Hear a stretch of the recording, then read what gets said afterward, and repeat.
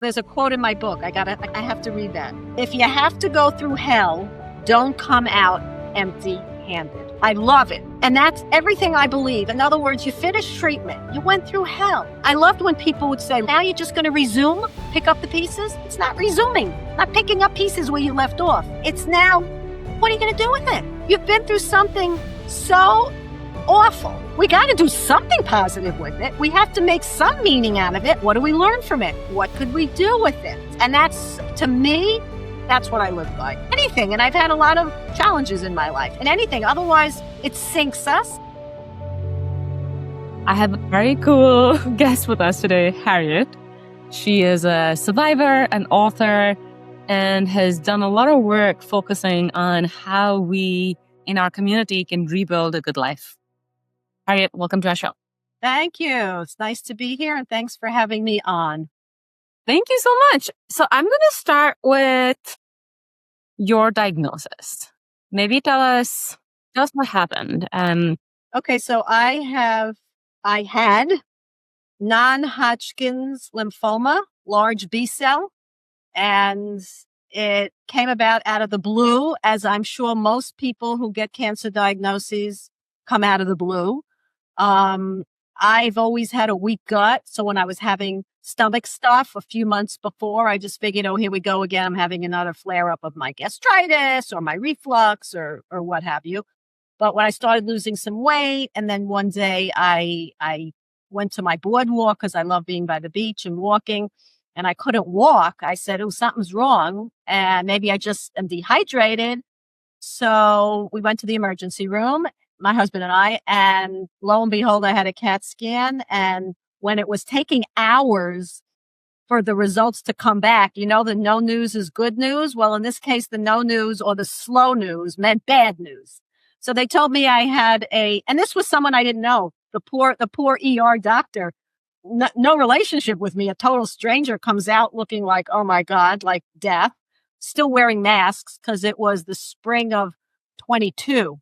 So it was kind of towards the end of COVID, but still COVID. So everyone was wearing masks. And she said to me, I have bad news. You have a large mass growing on three major organs. In which case, I sat like a stone. I was probably so numb, like a rock. And I said, okay, put me in hospice. That was your first thing. I just figured to me, that was like a death sentence.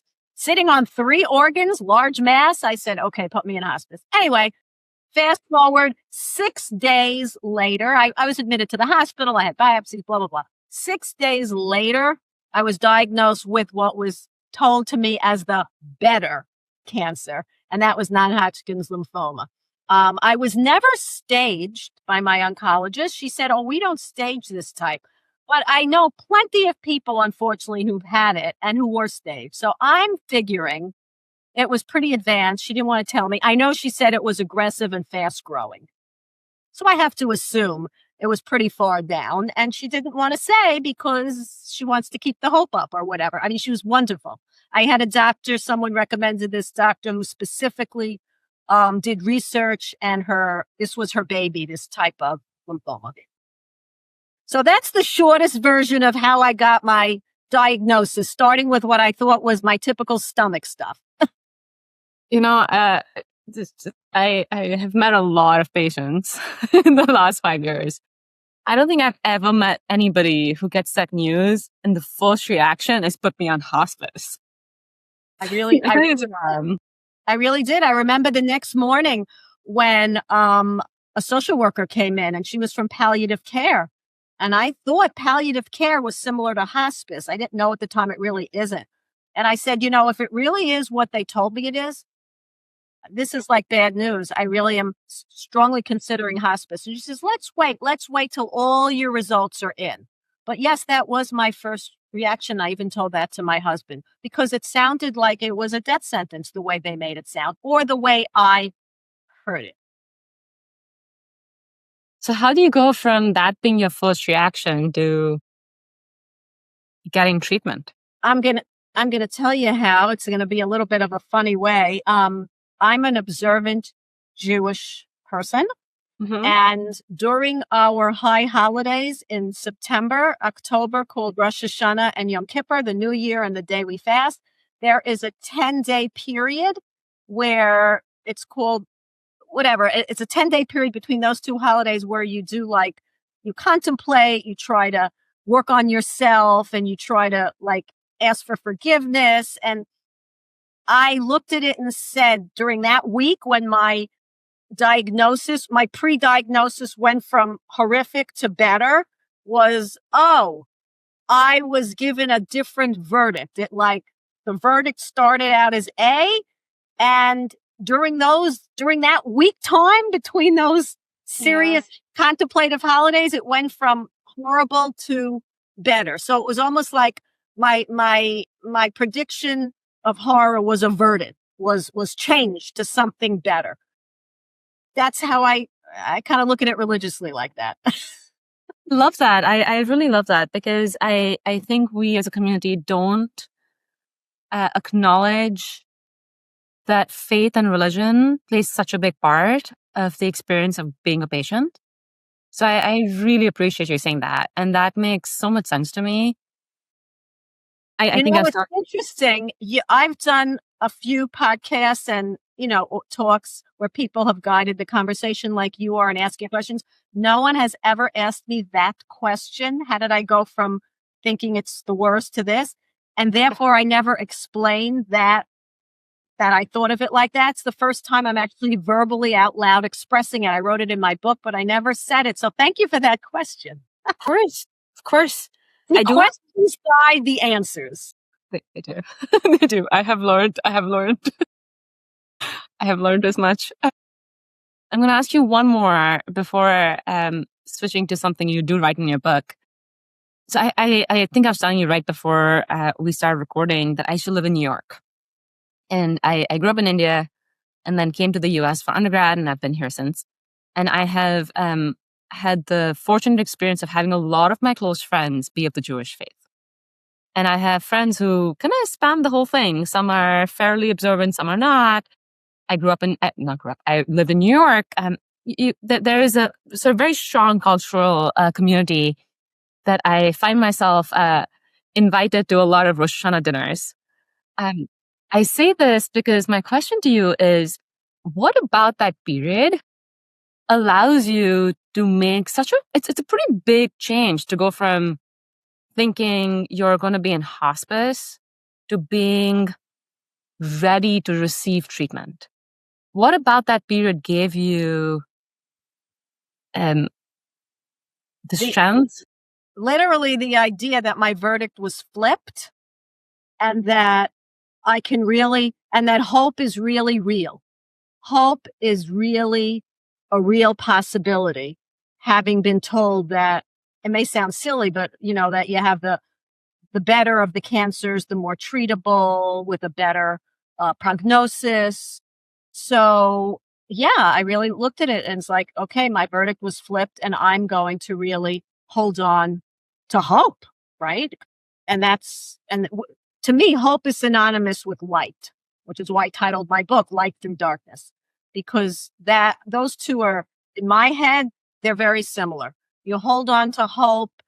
You take in the light, however small the rays are each day, to keep you afloat and keep you coping with feeling sick, with the hard times that you're going through the actual treatment. You talk about miracles in your book too. Was this one of the miracles? Yes. That my verdict was changed. Yes. During that week. Yes. That's one of my miracles. Mm-hmm. Yeah. What are some of the other miracles? Well, one of them is funny. I have a fear of throwing up. So one of the first things when my oncologist came in to tell me my treatment plan, I kind of laughed. I was embarrassed. I said, this is embarrassing to say, but I really have a fear of it. And all my images in my head go to watching movies with people in the toilet bowl throwing up. And that was in my head. And and she laughed and she said, let me just tell you that the cocktail you're going to get okay, people can get nauseous, but it usually doesn't go to that extreme. However, you stay ahead of the game with the Zofran, with the anti-nausea medication. Don't wait to feel sick. Always stay ahead of it prophylactically, and you should do fine. So what's one of my miracles? That I never threw up the whole treatment. That is awesome. Oh, wow. So the editor said, we're not going to call the chapter the vomit miracle. That's too whatever. So let's give it a more universal one. So she called it the miracle of relief. Maybe kind of generic. You have to read the chapter to know what it is. But it was like, oh yes, each time I went through a cycle of treatment and I had 6 rounds, each time I was like, I'm so relieved. I think we should stick with vomit miracle. I really thought so too. I said, this is a pretty provocative, funny title. She said, no, we have to make it more, whatever. What is one more? One more is, there's I have 10. Okay. One more is the medicines, I guess. I've never been a medicine person. I have to be really sick to even take a Tylenol. Everybody knows that about me. So here we go with a whole cocktail I remember when the nurse first brought me in this bowl of like 10 drugs, 10 pills, all different colors, shapes, and sizes. And I took a picture and I said, people who know me would have to laugh. I go from taking nothing to suddenly I'm taking this whole big thing twice a day. And I was terrified also I don't do well on antibiotics. There's only like 1 or 2 I can take because I have a sensitive stomach. I said, oh God, how am I going to take all this? And I tolerated it all. Every one of them I tolerated. So what's the name of that chapter? The Miracle of Tolerance.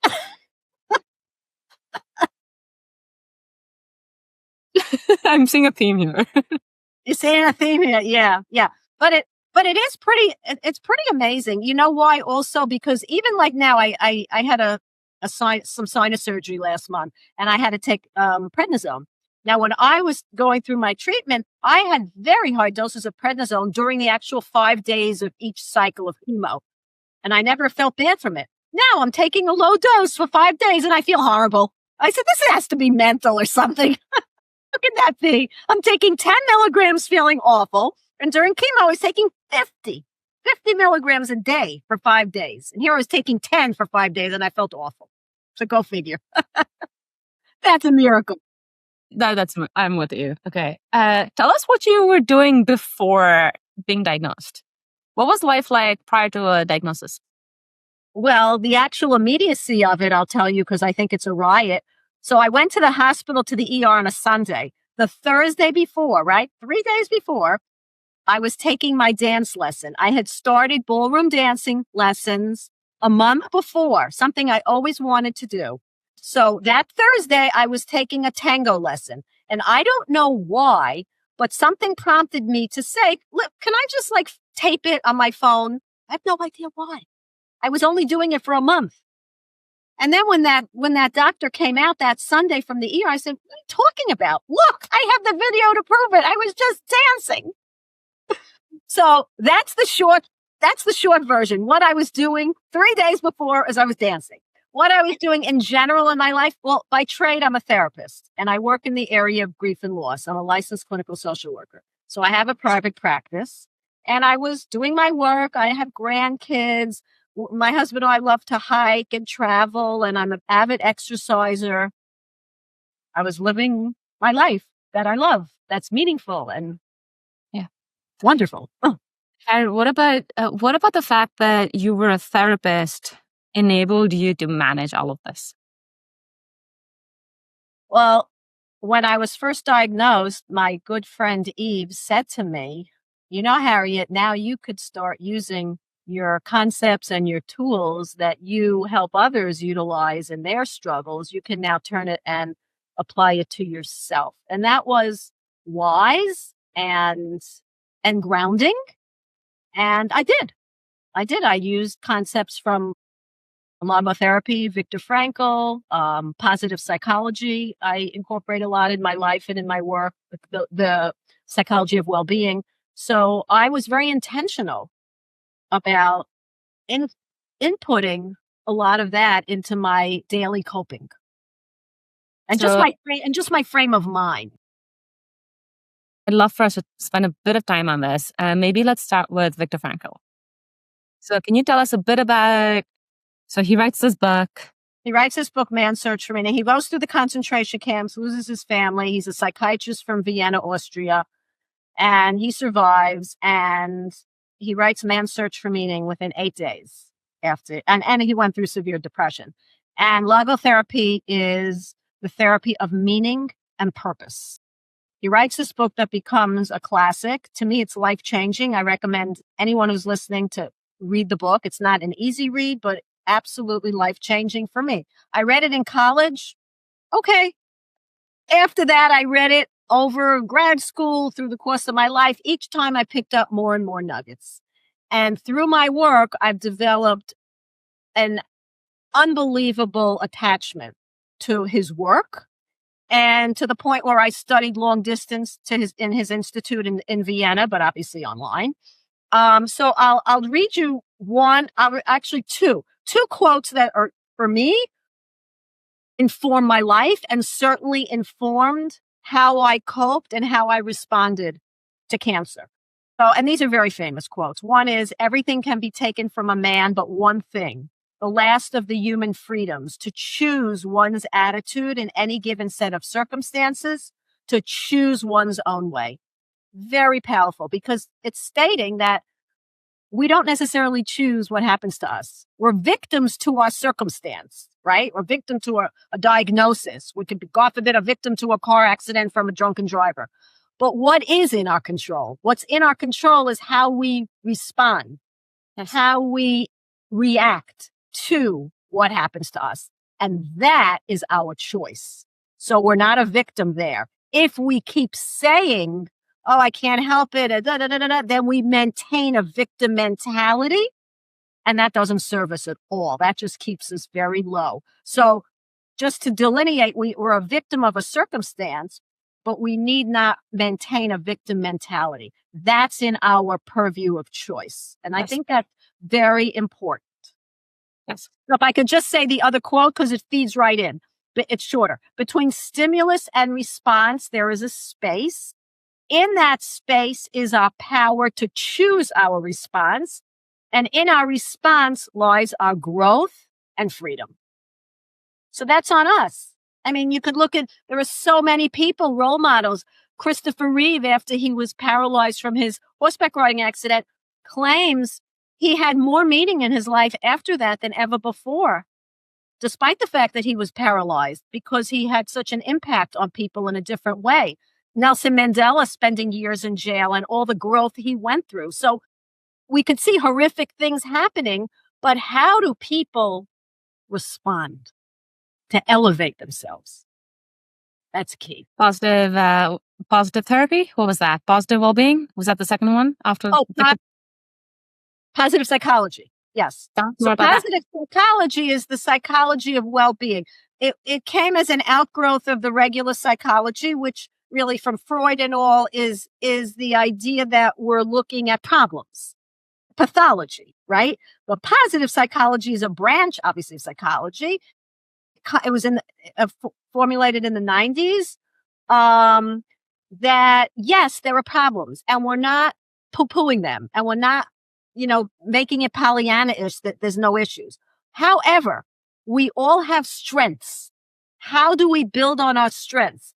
What can we input into our lives to increase our well-being in general so that we can handle things better? So it doesn't take away the problems. It just looks at it from a bit of a different lens. What are our strengths that we could utilize? How do we build resilience? How do we build those muscles? And they're all buildable. It's not just, some people think, oh, I'm born like that. I can't help it. There's no such thing as I can't help it. You may not go from a 1 to a 10, but you can go from a 1 to 1.5.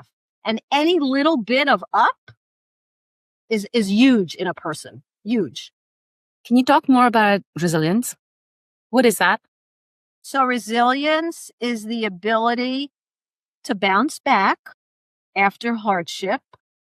And it is, like I said a minute ago, it's a muscle. We can grow it. It's not just some people are more resilient than others. We can work on ourselves and build it. Just like you go to a gym, you go in without muscles, and a year later you're working and suddenly you have these bicep muscles stick because you got to work it. You have to do the job and the work that takes discipline and intention and sometimes a little bit of discomfort, but we can build. It's a skill set. And schools are recognizing that now. And they're having, under the term, some of the curriculums, under the term of emotional intelligence, they're talking about building. How do we build our inner strength, our resilience? So really, it's the ability to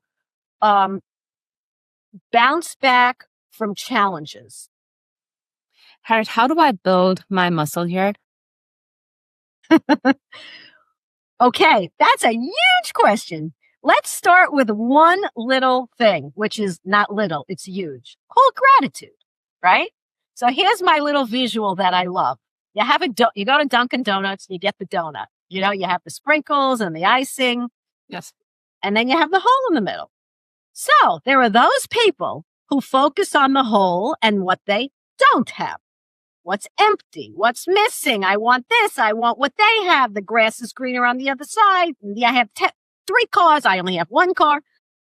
Or you can focus on the icing and the colorful sprinkles and the marshmallows on top or whatever. And you could say, look at this. Isn't this yummy?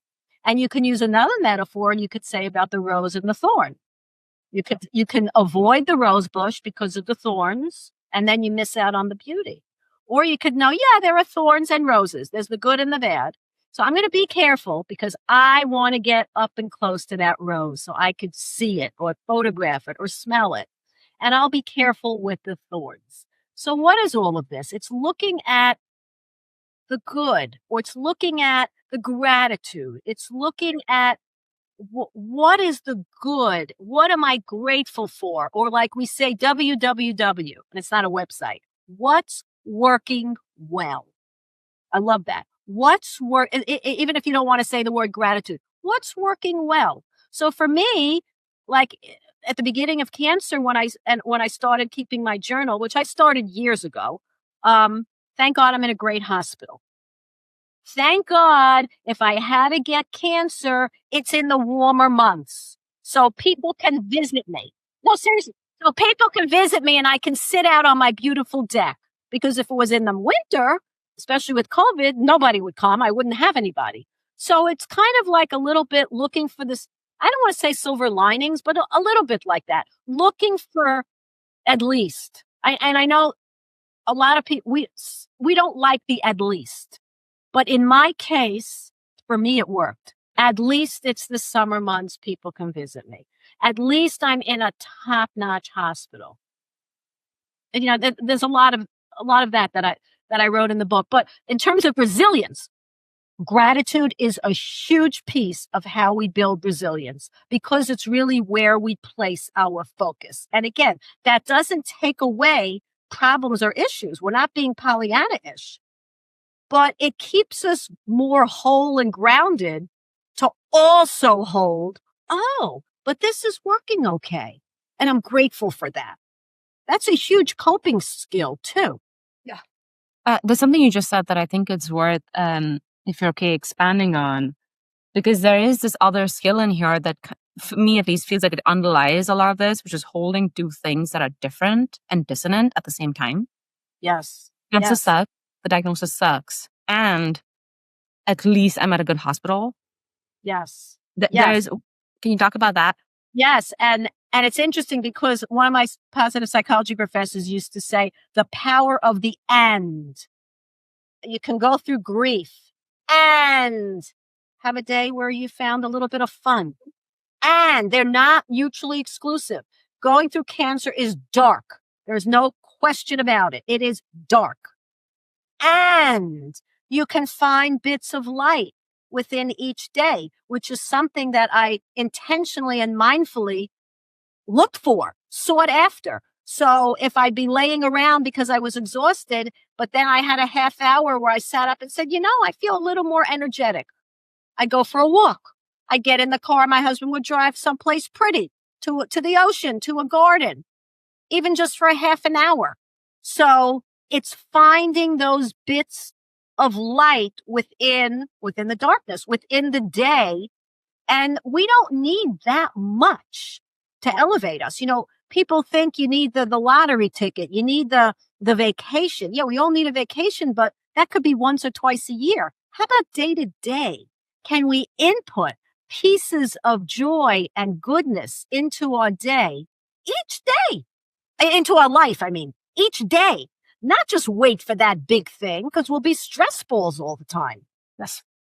And it's really, really important, but it's intentional to do that, because it's very easy to say, oh, I'm too tired today. We may not be tired the whole day. There may be a half an hour when we could say, oh, let me go out. Let me walk a little. Let me catch the sun. There's something in here that I want to tease apart because I've heard it come through a few times. And if I remember Viktor Frankl's work, I think there's a similar element in there, which is when the period of suffering or darkness is very long and can feel indefinite, there is this, the lone skill almost becomes shrinking time. What I mean by that is if I understood the second quote well, the ability of control happens in that microsecond between when the thought comes up and when you react. Mm-hmm. Right. That's where the choice lies. Where the choice ends, right? So the choice is sitting in a very small moment of time. But suffering goes on, at least with the vast majority of patients, sometimes for years, sometimes for decades. Right. But the choice is very micro. So can you talk about that a little bit? Because resilience are... Yeah, terrific point. Terrific question. Because if we take that big, long view, it's very overwhelming and it's very anxiety producing, because, anxiety is worry about the future. Yes. And that gets us into a horrific tailspin. I mean, that I had that obviously also thinking I'm going to die of weight loss because I'm small and I lost so much weight down the road. And, how will I get through 6 rounds? It's really day to day. It's just 1 hour at a time, 1 day at a time. That's how I looked at it. 1 week at a time, 1 cycle at a time. So for me, each time I finished a cycle, it was like, oh, I got through this cycle. Now we're on to the next one. 1 day. So for people who are in much longer treatment or just have an ongoing ordeal, how about caregivers who have ongoing ordeals with a parent with dementia or anything like that, where it's ongoing? It's not, there's no specific closure there. There's no end point. It's a lot of day-to-day coping skills and 1 day at a time. Otherwise, it is extremely overwhelming to look at that big landscape ahead of, God, how am I going to deal with that? We can't go there. It's almost like we have to shut that part of our brain down, which is not easy, because who can live like that, really, into that dark, unknown future? It's easier, but it takes work to stay more present. And I'm not saying that's easy, but that's kind of the goal. And I think that helps us cope, is to stay more present. Harriet, I need a little help connecting two things. So I completely agree. And it makes a lot of sense to me, especially when someone is going through active treatment. And if I'm on every other week, every week of a chemo cycle, if I'm doing daily radiation, if I had surgery and then there's a recovery period, these are almost, you can, from a cognitive perspective, take this like long drawn out period of time and break it up into smaller things. Yes. It's survivable, where the fears now are, I've survived this chapter. I'm now entering this period of vast uncertainty. I may get a recurrence. It may come back. I am going in for a scan. That scan is causing anxiety, right? So now we're going from a period of like, you can take this long drawn out time and segment it Attacks can happen at any point in time. Right. It can happen in the first 1 year, 2 year, 3 year, 5 year, 10 year, 15 year, 20 year. Of course. Right. How do you grapple with that? The fear of recurrence. Right. So that's huge. Everybody does. So let's just say numero uno is it's normal, natural, realistic, and we all have it, I think, the fear of recurrence, just because how could you not once you've been through it? Yes. So if you at least accept that, yes, there's a fear of recurrence, and then how do we deal with it? So at the beginning, and that term now is scanxiety. They put the word scan and anxiety to get scanxiety. So for me, even those first 2 years when I was taking PET scans every 6 months, it would come up tremendously, that scanxiety. And then when my doctor said to me, okay, after 2 years, no more PET scans, it was like, as much as I was afraid to have it, now no more. It's almost like it gave you a little bit of assurance that they're seeing your body and nothing's there. Now, if you don't have PET scans, how do you know if there's anything going on? You don't. And I remember saying to her, and she said, anytime you don't feel well, you come into me and we'll figure out if you need another one, but we're not just going to keep doing it routinely. So whether it's because of insurance and payment or whatever, I finished after 2 years. Now, psychologically, it's hard. It's very hard. Every time you get the slightest thing, like I had itchies the other night. Itching is a symptom of non-Hodgkin's lymphoma, and I'm thinking, yeah. But again, I haven't spoken to anyone who doesn't think every time they have something, that's how we're going to live our lives, with the uh-ohs when things come up. But you know what? With time, at least for me, it's been 3.5 years, so it's not that long. It does get easier. And I also think if you really embrace your life afterwards, you have a life, and it's like, I have no control. If, God forbid, it ever comes, it's out of my control. But I'm going to live the fullest, and I'm going to just live every day, and I'm going to just live as well and meaningful as I can, and inputting a lot of, healthy ways of living post-cancer, which I work hard on with the nutritionist and with exercise and with all kinds of things I've inputted to what I call rebuild my life after treatment. So I don't know if that answers the question, but the main thing is it's going to be there for everyone, but somehow in our head we have to work through it so that we could live good lives. Because I wake up every morning and my mantra is, I've been given the gift of life. I want to pay it forward. And how do I pay it forward? Yeah, you and me both. What? You and me both. Yeah. That's definitely my daily affirmation for myself. You said something that I wanna go into. You've rebuilt your life. What are the ingredients? What are the building blocks? What have you put in place? What's working? What are you like? I don't know. I want to change it. Tell us more. Okay, so I had, during my treatment, I could not do supplements or anything, I'm going to say avant-garde.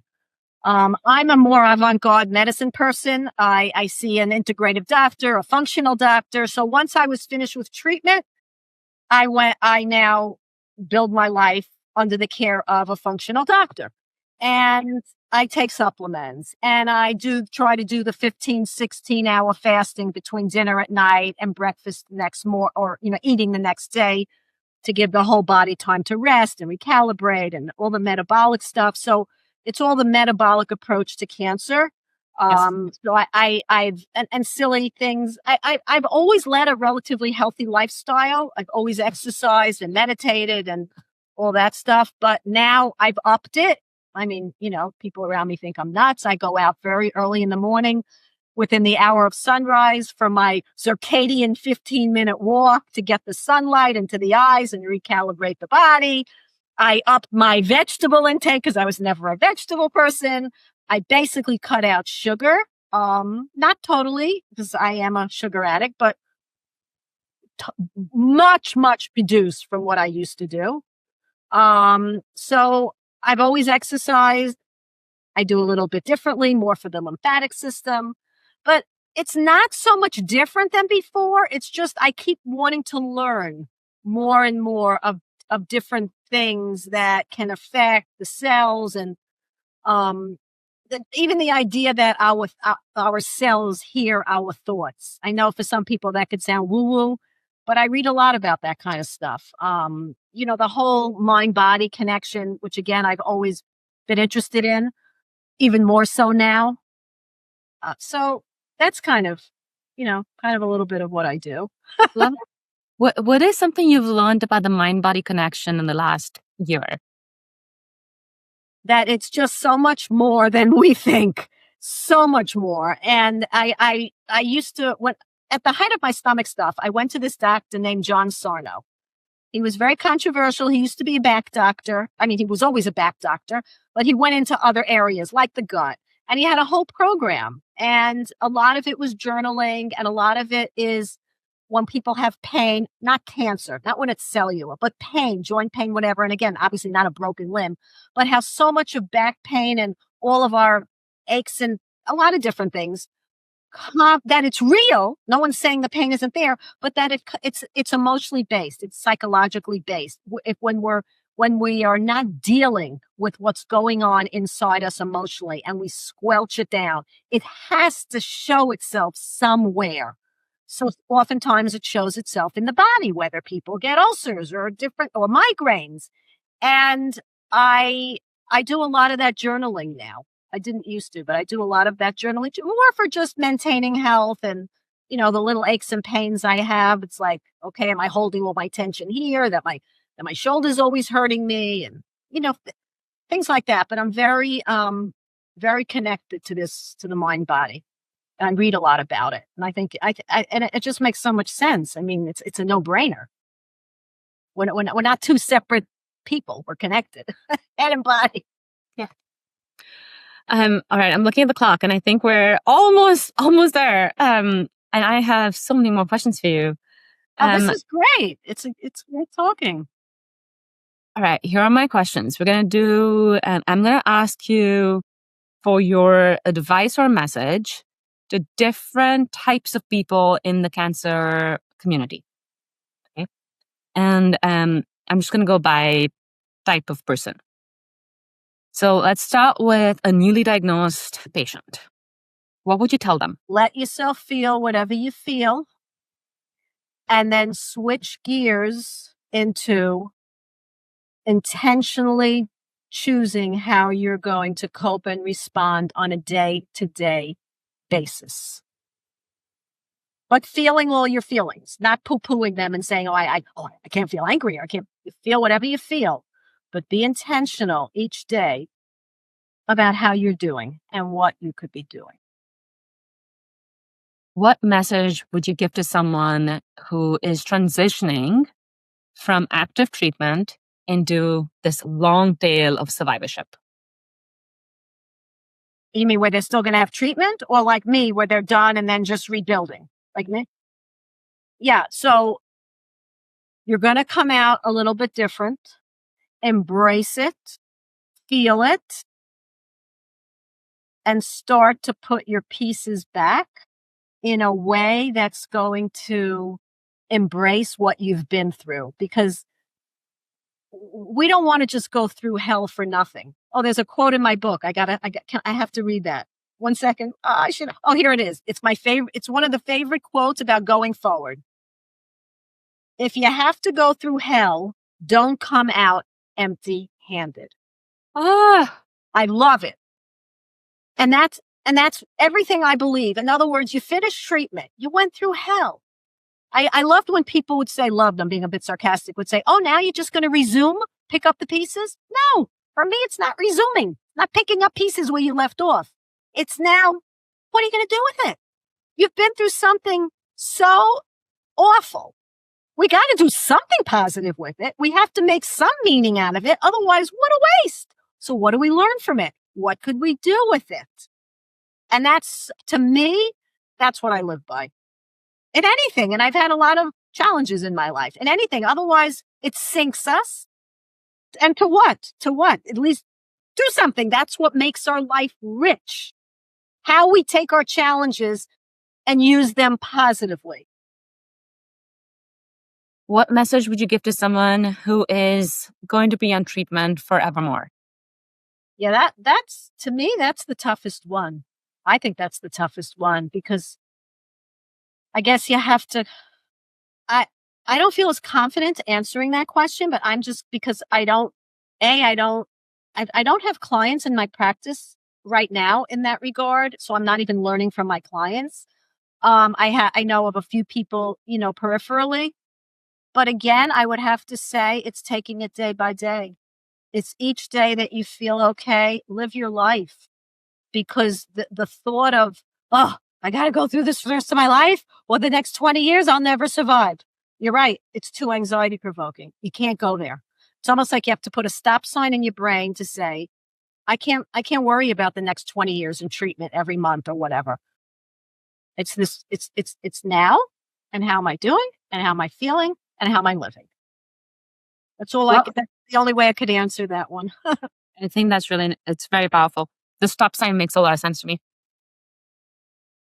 What message would you give to someone who is treating a cancer patient? Oncologist, nurse? My goodness. Without being too negative, that emotional component is so lacking.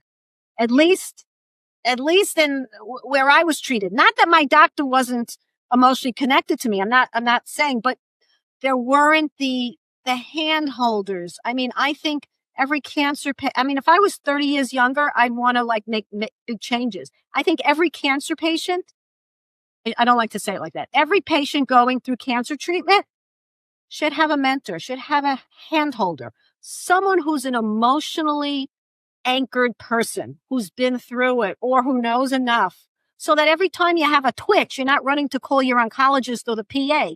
You can say, oh, is this normal? Is this okay? Or I'm having so much anxiety about losing weight. What do you think? That's a big piece missing, is that emotional, psychological component. And I don't just mean once a month or once a week have a therapy session. I mean really ongoing hand-holding.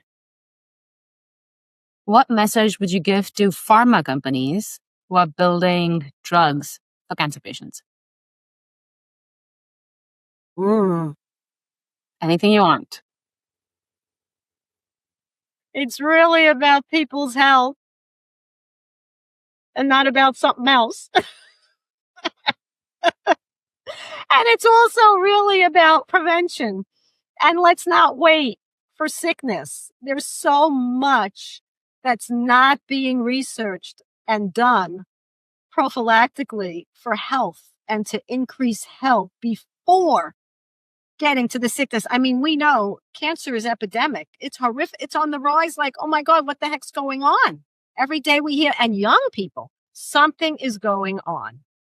I don't know what, I don't know, environment, air, I don't know, but we need stuff to figure out how we could be more preventive.